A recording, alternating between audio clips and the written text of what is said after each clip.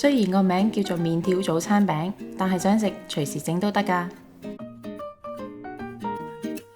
煲一鍋水，當水滾嘅時候加少少鹽，然後放入麵條煮熟。如果想麵條更爽口，可以中途加少少凍水。將麵條煮熟之後過一次清水。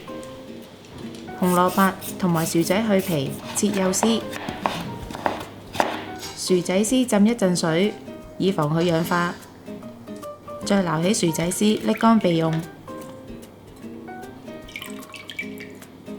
喺大碗中加入麵條、薯仔絲、紅蘿蔔絲、雞蛋、少少胡椒粉同埋鹽，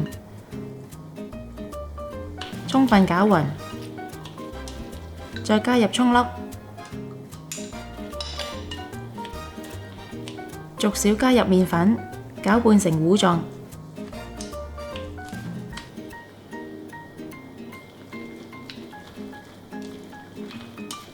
平底鍋加油，開中火加熱，加入麵糊鋪平，煎大約3至4分鐘至到金黃。喺表面搽上少少油，將麵餅反轉，另一面煎多2至3分鐘至到金黃香脆。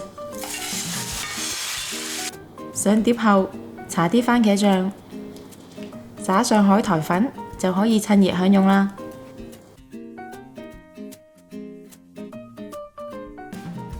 鍾意我哋條影片嘅朋友可以 Like、Subscribe、Share， 同埋記得撳着個鐘仔，可以第一時間收到我哋嘅最新資訊同埋影片。